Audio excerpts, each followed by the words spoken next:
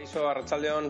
Zigor, prebentzioari buruz ari gara, ezta? Segurtasun neurriak, prebentzioa ze garrantzitsuak diren, eta zuek alde horri begira lan handi ari zarete egiten, zer izan behar da kontuan? Bai, guk Euskal Mendizale Federakundetik, batzar segurtasun batzarra edo komite bate daukagu. Komite horre edo batzar horren barruan zenbait mendizale espertoak dauz, medikuak ere eta erreskatzaileak ere dauz segurtasun batzorde horretan, ez? Guk Federakundetik, sortu dugu edo asmatu dugu zeiburu bat, ez dakit ikusten dan, ala ez, baina sortu dugu zeiburu bat, eta zeiburu horretan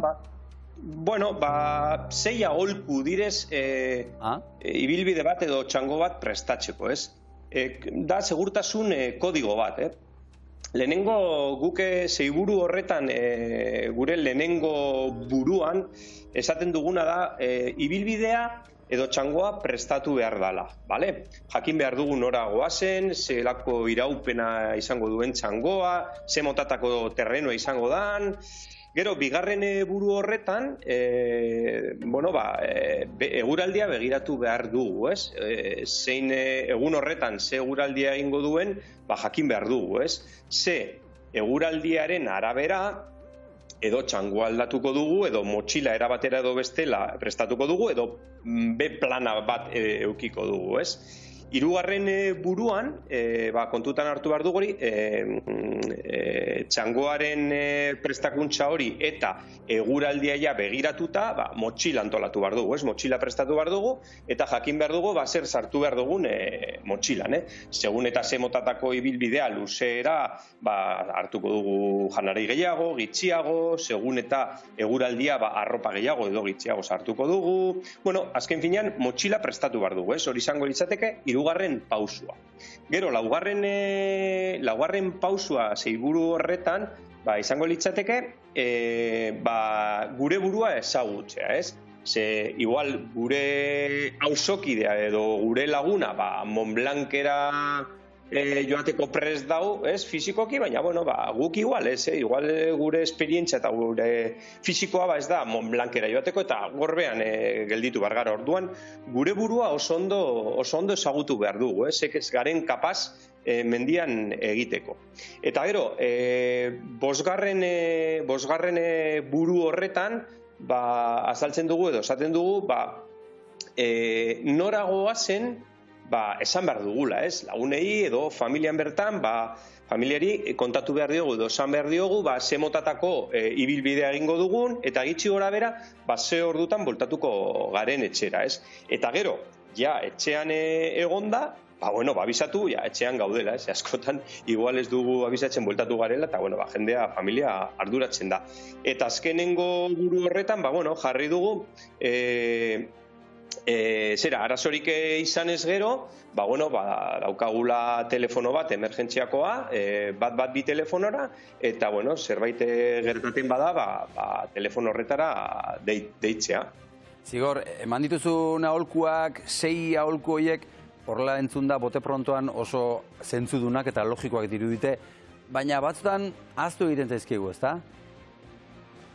Batzutan egiten zaizkigu aholkuak, ez? Eta guk horretarako pentsatzen duguna formakuntza garrantzitsua dela, ez? Eta Euskal Herriko edozein herrietan dau mendiko talde bat, ara hurbildu algara eta han bertan informazioa hartuko dugu, ez?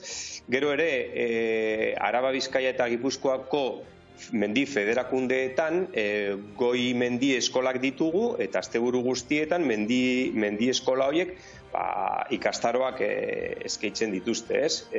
Mota askotako ikastaroak.